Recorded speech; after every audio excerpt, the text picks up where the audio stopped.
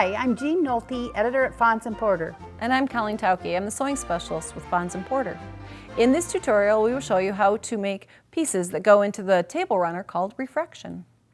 Okay, this is a table runner that's made with 2.5-inch pre-cut strips, but you only need 6 of them. So it might be a good project if you had some leftovers from a package of strips, or just cut some strips Go out from of your stash. fabrics you got, yeah.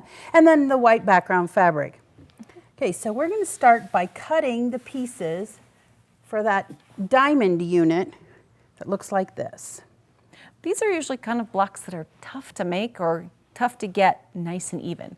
But we've got a new tool to show you. This is a special ruler that was designed by Deb Tucker, who also made this table runner. And it's called a Diamond Rex ruler. And it has markings on it for you to cut both the diamond shape that goes in the middle and the triangle shapes that go around the outside. So our finished unit is 2 inches by 4 inches. And on the ruler, you will see markings that say 2 by 4. So you can keep track of which pieces you're using. All right, so to cut the diamond out of this fabric, we look at the 2 by 4 center diamond, and it says start with a 2 3/8 inch or 2.5 inch wide strip. So we have 2.5. Pre-cuts, it's the 2.5 inch strip, works perfectly. I also realize that Deb Tucker is always known for just oversizing the blocks just a tiny bit so we can trim them down, and then they're perfect. Makes our patchwork look wonderful. All right, so I do have my strip folded in half here because I can just cut them twice as fast that way. So I look for the solid line around the 2 by 4 center diamond, and I'm going to put that line along the bottom of the strip, making sure the whole line is on that strip, doesn't go over the edge. And I'm going to start then by cutting along the side and the top. Exactly. Okay, so that little piece is a scrap. Now we're going to turn this around carefully so that doesn't, oops. Got one end of the diamond cut. Now we're going to go after the other side of the diamond. So I'm going to use that same diamond that says 2 by 4. I have to move over just a teeny bit here. And I'm going to line it up with the bottom of the strip and the cut edge that I already have. And now I just have to cut along the side. Exactly. Oh, we got some There we go. sparkles there. We've got our Okay, diamond. So that's our center diamond. Now, and of course you would cut the number that the pattern calls for. Out of a variety of either solid print or colors, as in this quilt, or table runner, or you could use a variety of others. Now, to make these pieces, you're going to start with rectangles. And you'll see this part on the ruler. It has like an L. And that's the portion of the ruler that you use to cut those. Again, we look for the 2 by 4 finished. And it says to cut rectangles that are 2 1/4 by 3 inches. So we've got those here. And we've got 2 of them. We put the fabric wrong sides together. Correct. And that's important. So when we cut these, we're going to have mirror images because you need that for this quilt. And from that rectangle, we're going to get all 4 of the outer corners. Right. So I'm going to put my ruler with the 2 by 4 line on the bottom and the left side of this rectangle, and I'm just going to make one cut, and that will give me the 4 pieces that I need to surround the diamond. For this. Okay, there we go. Okay, now we're ready to assemble those diamonds.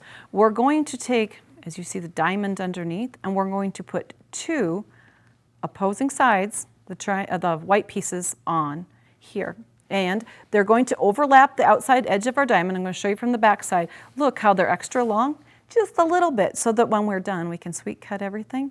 So we're going to stitch 1/4 inch seam, parallel lines like this. And those whites are supposed to stick out past the center diamond. You haven't done anything wrong. The center diamond is cut the exact size. The surrounding pieces are a little oversized. Then we're going to go to the iron, and we're going to press these toward the outside edge. So you always press away from that center diamond. Okay. Okay. I would press that for you.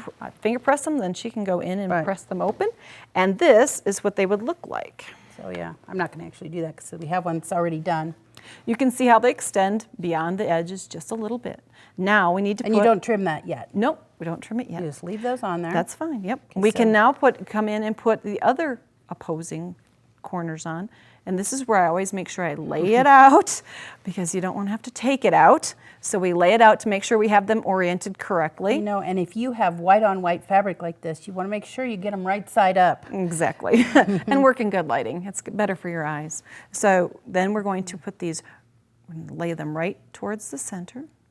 That way when you take them to the sewing machine, You might want to stick a pin in there so they Yeah. don't slide around. and you'll see again, those ends extend just a little past on each side, and you're going to sew a 1/4 inch seam here and a 1/4 inch seam here.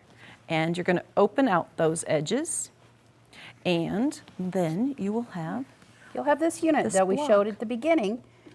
Okay, so everything is pressed toward the outside, and now we're ready to trim.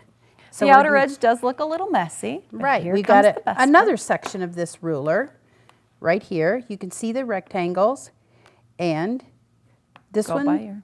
this one says 2.5 by 4.5, which is what we want to cut this, so it will finish 2 by 4. And if you notice, there's a dashed line and a little note up here that says 2 by 4. So that's what we're working on. We want to get that dashed line so it lines Right up on the perfectly seam on line. that colored center diamond. And then I'm going to trim this side. Oops, let me get that out of the way. Make sure I got it. Yep, Yep. And then across the top. got it. Then we just turn it around, and I'm going to put that same rectangle back on there, line up my Outer edge. diamond again. It kind of gives you a backup. If you've got the outer edge, the corner, and then go after that diamond, you've got your reassurance that you're in the right place. So there you are. That is your piece, perfectly centered with a great 1/4 inch seam allowance. So you're ready to assemble your table runner. So what you're going to do is make 6 rows, 1 of each color, and these rows are pretty long. They're assembled with the diamond, the So- square, and a rectangle. Right.